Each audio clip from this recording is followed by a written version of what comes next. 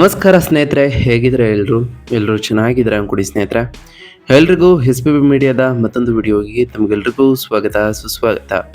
ಸ್ನೇಹಿತರೆ, ಈ 2026ರ ಈ ಒಂದು ವರ್ಷದಲ್ಲಿ ಮೇ 8ರ ನಂತರ ಈ ಮಕರ ರಾಶಿಯವರ ಭವಿಷ್ಯ ಹೇಗಿರಲಿದೆ, ಈ ಮಕರ ರಾಶಿಯವರಿಗೆ ಈ ಮೇ ತಿಂಗಳಿನಲ್ಲಿ ಉಂಟಾಗ್ತಿರುವಂತಹ ಗ್ರಹ ಸಂಚಾರಗಳು ನಿಮ್ಮ ಜೀವನದ ಮೇಲೆ ಏನೆಲ್ಲ ಪರಿಣಾಮಗಳನ್ನು ಬೀರಲಿದೆ, ಯಾವುದರಲ್ಲಿ ಶುಭವಾಗಲಿದೆ, ಯಾವುದರಲ್ಲಿ ಬಹಳ ಎಚ್ಚರಿಕೆಯನ್ನು ವಹಿಸಬೇಕು, ಹಾಗೆಯೇ ಈ ಮೇ ತಿಂಗಳ ಗ್ರಹ ಸಂಚಾರವು ನಿಮ್ಮ ಜೀವನದಲ್ಲಿ ಶುಭಗಳನ್ನು ತರಲಿದೆಯಾ ಎಂಬುದರ ಸಂಪೂರ್ಣ ಮಾಹಿತಿಯನ್ನು ಇದೇ ವಿಡಿಯೋದಲ್ಲಿ ತಿಳಿಸ್ಕೊಡ್ತಾ ಹೋಗ್ತೇನೆ ಸ್ನೇಹಿತರೆ. ಅದರಿಂದ ವಿಡಿಯೋನ ಸ್ಕಿಪ್ ಮಾಡದೆ ಇಲ್ಲಿಂದ ಕೊನೆ ತನಕ ನೋಡ್ತಾ ಬನ್ನಿ. ಸ್ಕಿಪ್ ಮಾಡಿ ವಿಡಿಯೋ ನೋಡೋದ್ರಿಂದ ನಿಮಗೆ ಫುಲ್ ಆಗಿ ಇನ್ಫಾರ್ಮೇಷನ್ ಅರ್ಥ ಆಗೋದಿಲ್ಲ. ಸೊ ಪ್ರತಿಯೊಂದು ವಿಡಿಯೋದಲ್ಲೂ ಹೇಳೋದಿಷ್ಟೇ, ವಿಡಿಯೋನ ಸ್ಕಿಪ್ ಮಾಡದೆ ಇಲ್ಲಿಂದ ಕೊನೆ ತನಕ ನೋಡ್ತಾ ಬನ್ನಿ. ಹಾಗೆ ನಮ್ಮ ಈ ವಿಡಿಯೋ ಇಷ್ಟ ಆಗಿತ್ತು ಅಂದರೆ ವಿಡಿಯೋಗೆ ಒಂದು ಲೈಕ್ ಮಾಡಿ ಸ್ನೇಹಿತರೆ. ಯಾರೇನು ನಮ್ಮ ಚಾನಲ್ನ ಸಬ್ಸ್ಕ್ರೈಬ್ ಮಾಡ್ಕೊಂಡಿಲ್ಲ ಅವರು ಈಗಲೇ ಸಬ್ಸ್ಕ್ರೈಬ್ ಮಾಡ್ಕೊಳ್ಳಿ. ಸಬ್ಸ್ಕ್ರೈಬ್ ಮಾಡ್ಕೊಂಡು ಪ್ರತಿನಿತ್ಯ ವಿಡಿಯೋ ವಾಚ್ ಮಾಡ್ತಿರೋರಿಗೆ ಥ್ಯಾಂಕ್ ಯು ಸೊ ಮಚ್ ಅಂತ ಹೇಳ್ತಾ, ಹಾಗಾದರೆ ಇನ್ನು ತಡ ಮಾಡೋದು ಬೇಡ ಸ್ನೇಹಿತರೆ. ಈ ಮಕರ ರಾಶಿಯವರಿಗೆ ಈ ಮೇ ತಿಂಗಳು ಹೇಗಿರಲಿದೆ ಎಂಬುದನ್ನು ಮೊದಲನೇದಾಗಿ ನೋಡ್ತಾ ಬರೋಣ.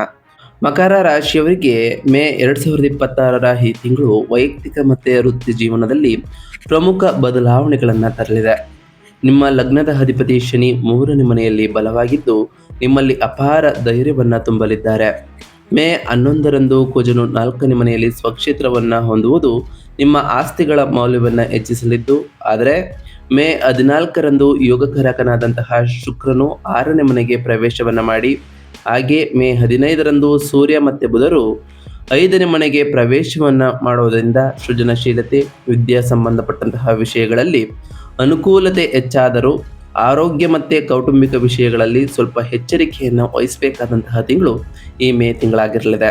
ಹಾಗಾದರೆ ಈ ಮೇ ತಿಂಗಳಿನಲ್ಲಿ ಇರುವಂತಹ ಪ್ರಮುಖ ಗ್ರಹ ಸಂಚಾರಗಳೇನು ಅನ್ನೋದ್ರ ವಿಚಾರಕ್ಕೆ ಬರೋದಾದರೆ, ಮೊದಲನೇದಾಗಿ ಮಂಗಳ ಗ್ರಹದ ವಿಚಾರಕ್ಕೆ ಬರೋದಾದರೆ, 4ನೇ ಮನೆಯ ಸ್ವಕ್ಷೇತ್ರದಲ್ಲಿ ಮೇ 11ರಂದು ಪ್ರವೇಶವನ್ನು ಮಾಡತಕ್ಕಂತಹ ಮಂಗಳನು ಚತುರ್ಥ ಸ್ಥಾನದಲ್ಲಿ ಇರಲಿದ್ದು ಸ್ಥಿರಾಸ್ತಿಗಳ ವಿಚಾರದಲ್ಲಿ, ನಿಮ್ಮ ವ್ಯವಹಾರಗಳ ವಿಚಾರದಲ್ಲಿ ವಾಹನ ಯೋಗವನ್ನು ಕೂಡ ಕಾಣ್ತಾ ಬರ್ತೀರಿ. ಆದರೆ ತಾಯಿಗೆ ಸಂಬಂಧಪಟ್ಟಂತಹ ಆರೋಗ್ಯದ ವಿಚಾರದಲ್ಲಿ ಬಹಳ ಎಚ್ಚರಿಕೆಯನ್ನು ವಹಿಸಬೇಕು. ಇನ್ನು ಶುಕ್ರ ಗ್ರಹದ ವಿಚಾರಕ್ಕೆ ಬರೋದಾದರೆ, 5 ಮತ್ತು 6ನೇ ಮನೆಯಲ್ಲಿ ಇರತಕ್ಕಂತಹ ಶುಕ್ರನು ಮೇ 14ರವರೆಗೆ 5ನೇ ಮನೆಯಲ್ಲಿ ಸ್ವಕ್ಷೇತ್ರದಲ್ಲಿ ಇದ್ದು ಮೇ 14ರ ನಂತರ 6ನೇ ಮನೆಯಲ್ಲಿ ಪ್ರವೇಶವನ್ನು ಮಾಡಲಿದ್ದಾರೆ. ಈ ಪ್ರವೇಶವು ನಿಮ್ಮ ಜೀವನದಲ್ಲಿ ಉದ್ಯೋಗದಲ್ಲಿ ಬದಲಾವಣೆಗಳನ್ನು ತರಲಿದ್ದು, ಉದ್ಯೋಗದಲ್ಲಿ ಕೆಲಸದ ಒತ್ತಡ ಹೆಚ್ಚಾಗ್ತಾ ಹೋಗ್ತದೆ. ಶತ್ರುಗಳ ವಿರುದ್ಧ ಜಯವನ್ನು ಕೂಡ ಸಾಧಿಸಲಿದ್ದೀರಿ ಅಂತಲೇ ಹೇಳ್ಬೋದು.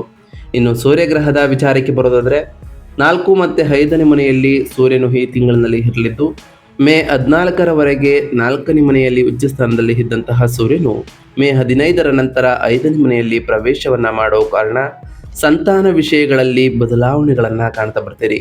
ಹಾಗೆಯೇ ಈ ಟೈಮ್ನಲ್ಲಿ ನಿಮ್ಮ ಬುದ್ಧಿವಂತಿಕೆಯು ಕೂಡ ಹೆಚ್ಚಾಗಲಿದೆ. ಇನ್ನು ಬುಧ ಗ್ರಹದ ವಿಚಾರಕ್ಕೆ ಬರೋದಾದರೆ, 5ನೇ ಮನೆಯಲ್ಲಿ ಮೇ 15ರಿಂದ ವೃಷಭ ರಾಶಿಯನ್ನು ಪ್ರವೇಶವನ್ನು ಮಾಡತಕ್ಕಂತಹ ಬುಧನು ಪಂಚಮ ಸ್ಥಾನದಲ್ಲಿ ಇರೋ ಕಾರಣ ಉನ್ನತ ಶಿಕ್ಷಣಕ್ಕೆ ಬಹಳಷ್ಟು ಅನುಕೂಲಗಳು ಆಗ್ತಾ ಹೋಗ್ತವೆ. ಬೌದ್ಧಿಕ ಹೂಡಿಕೆಗಳು ಕೂಡ ಹೆಚ್ಚಾಗಲಿದೆ. ಇನ್ನು ಶನಿಗ್ರಹದ ವಿಚಾರಕ್ಕೆ ಬರೋದಾದರೆ, 3ನೇ ಮನೆಯಲ್ಲಿ ಮೀನಸ್ಥಾನದಲ್ಲಿ ಯಥಸ್ಥಿತಿಯಲ್ಲಿ ಇರತಕ್ಕಂತಹ ಶನಿಯು ಪರಾಕ್ರಮ, ಧೈರ್ಯ, ಸ್ವಯಂ ಕೃಷಿಯಿಂದ ಲಾಭಗಳು, ಸಹೋದರರೊಂದಿಗಿನ ವ್ಯವಹಾರದಲ್ಲಿ ಬದಲಾವಣೆಗಳನ್ನು ಕಾಣ್ತಾ ಬರ್ತೀರಿ. ಇನ್ನು ಗುರುಗ್ರಹದ ವಿಚಾರಕ್ಕೆ ಬರೋದಾದರೆ, 6ನೇ ಮನೆಯ ಮಿಥುನ ರಾಶಿಯಲ್ಲಿ ಯಥಸ್ಥಿತಿಯಲ್ಲಿ ಇರತಕ್ಕಂತಹ ಗುರುವು ಆರೋಗ್ಯದ ಬಗ್ಗೆ ಎಚ್ಚರಿಕೆಯನ್ನು ಸೂಚಿಸಲಿದ್ದಾರೆ. ಉದಾಹರಣೆಗೆ ಜೀರ್ಣಕ್ರಿಯೆ ವಿಷಯಗಳಲ್ಲಿರ್ಬೋದು, ಯಕೃತ್ ವ್ಯವಸ್ಥೆಗಳಲ್ಲಿ ಇರ್ಬೋದು ಸ್ನೇಹಿತರೆ. ಈ ಟೈಮ್ನಲ್ಲಿ ಆರೋಗ್ಯದ ವಿಚಾರದಲ್ಲೂ ಖರ್ಚುಗಳು ಕೂಡ ಉಂಟಾಗ್ಬೋದು. ಸ್ಪರ್ಧಾತ್ಮಕ ವಾತಾವರಣ ನಿಮ್ಮ ಜೀವನದಲ್ಲಿ ಏರ್ಪಾಡಾಗಲಿದೆ ಅಂತಲೇ ಹೇಳ್ಬೋದು. ಒಟ್ಟಾರೆಯಾಗಿ ಸಾಕಷ್ಟು ಬದಲಾವಣೆಗಳನ್ನು ಕಾಣಲಿದ್ದೀರಿ ಅಂತಲೇ ಹೇಳ್ಬೋದು ಸ್ನೇಹಿತರೆ. ಇನ್ನು ಈ ಮೇ 8ರ ನಂತರ ಈ ರಾಶಿಯವರ ವೃತ್ತಿ ಮತ್ತು ಉದ್ಯೋಗದ ಸ್ಥಿತಿಯಲ್ಲಿ ಏನೆಲ್ಲ ಬದಲಾವಣೆಗಳು ಆಗಲಿದೆ ಅಂತ ನೋಡ್ತಾ ಬರೋದಾದ್ರೆ, ನಿಮ್ಮ ರಾಶಿಗೆ ಯೋಗಕಾರಕ ಮತ್ತು ಕರ್ಮದ ಅಧಿಪತಿ ಶುಕ್ರನು ಮೇ 14ರವರೆಗೆ ಪಂಚಮ ಸ್ಥಾನದಲ್ಲಿ ಸ್ವಕ್ಷೇತ್ರದಲ್ಲಿ ಇರುವುದರಿಂದ ತಿಂಗಳ ಈ ಮೊದಲ ವಾರದಲ್ಲಿ ಅಂದರೆ ಮೇ 8ರ ನಂತರ ನಿಮ್ಮ ವೃತ್ತಿ ಜೀವನ ಅತ್ಯಂತ ಸೃಜನಾತ್ಮಕವಾಗಿ ಇರಲಿದೆ. ಪ್ರಶಂಸೆಗಳೊಂದಿಗೆ ಸಾಕ್ತಾ ಹೋಗ್ತದೆ. ನೀವು ಮಾಡುವಂತಹ ಕೆಲಸಗಳಿಗೆ ಮೇಲಾಧಿಕಾರಿಗಳಿಂದ ಮನ್ನಣೆಯೂ ಕೂಡ ದೊರೆಯಲಿದ್ದು, ಆದರೆ ಮೇ 14ರಂದು ಶುಕ್ರನು 6ನೇ ಮನೆಗೆ ಪ್ರವೇಶವನ್ನು ಮಾಡೋ ಕಾರಣ ಪ್ರವೇಶವು ಕಚೇರಿಯಲ್ಲಿ ವಾತಾವರಣವನ್ನು ಬದಲಾಯಿಸ್ತಾ ಹೋಗ್ತದೆ. 6ನೇ ಮನೆಯಲ್ಲಿ ಸೇವಾಸ್ಥಾನದಲ್ಲಿ ಇದ್ದರೂ ನಿಮಗೆ ಜವಾಬ್ದಾರಿಗಳು ಕೆಲಸದ ಒತ್ತಡಗಳು ವಿಪರೀತವಾಗಿ ಹೆಚ್ಚಾಗಲಿದೆ.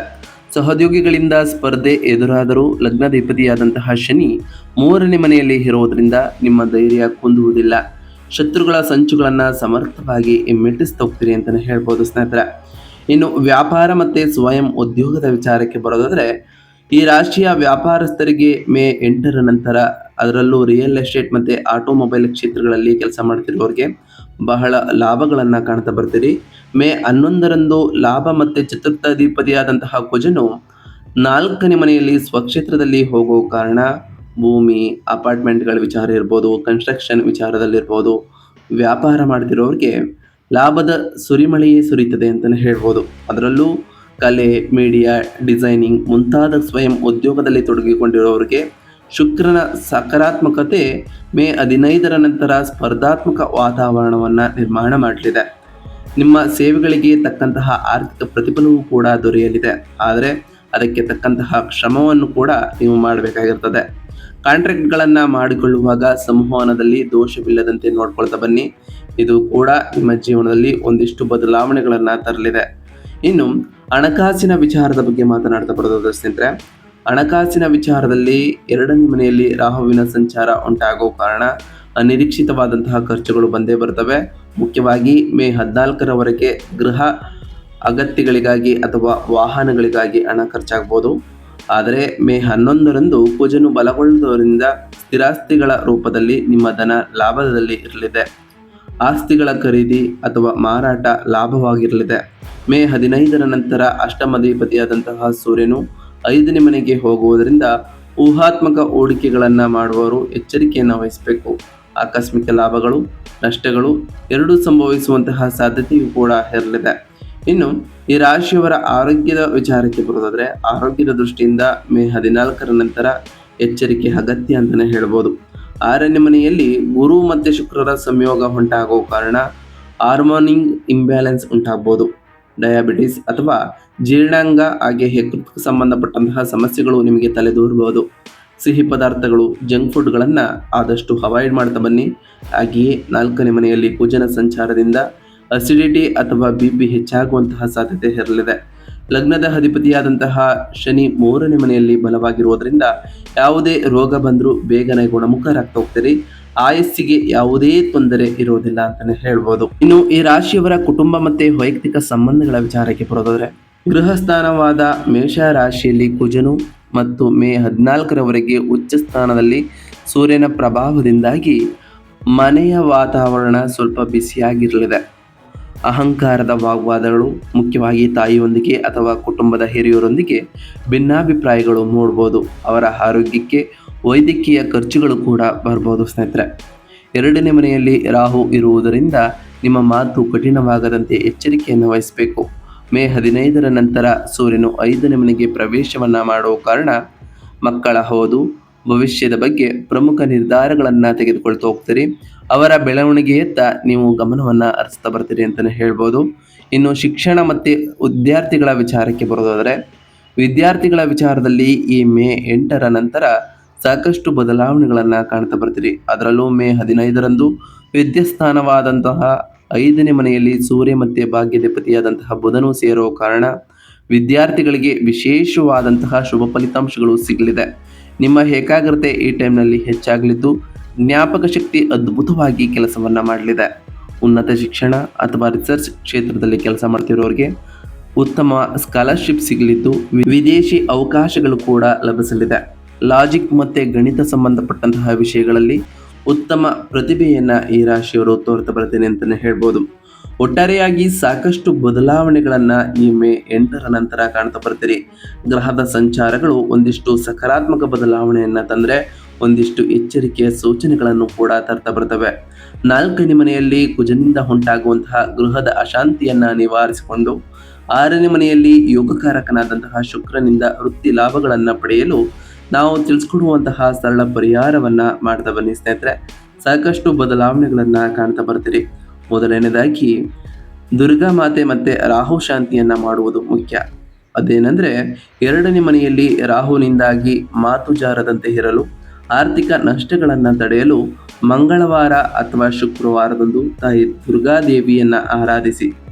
ಹಾಗೆಯೇ ಗೃಹಸ್ಥಾನದಲ್ಲಿ ಉಷ್ಣ ದೋಷಗಳು ಮತ್ತು ತಾಯಿಯ ಅನಾರೋಗ್ಯವನ್ನು ಕಡಿಮೆ ಮಾಡಲು ಪ್ರತಿ ಮಂಗಳವಾರದಂದು ಸುಬ್ರಹ್ಮಣ್ಯ ಸ್ವಾಮಿಗೆ ದೀಪಾರಾಧನೆಯನ್ನು ಮಾಡಿ ಶಿವನಿಗೆ ಜಲಾಭಿಷೇಕವನ್ನು ಮಾಡಿ ಸ್ನೇಹಿತರೆ. ವೃತ್ತಿಯಲ್ಲಿ ಮತ್ತು ಆರೋಗ್ಯದ ದೃಷ್ಟಿಯಿಂದ ಗುರು ಶುಕ್ರರ ಸಕಾರಾತ್ಮಕ ಪ್ರಭಾವಕ್ಕಾಗಿ ಹಸುಗಳಿಗೆ ಹಸಿರು ಹುಲ್ಲು ಅಥವಾ ಹಣ್ಣುಗಳನ್ನು ತಿನ್ನಿಸಿ.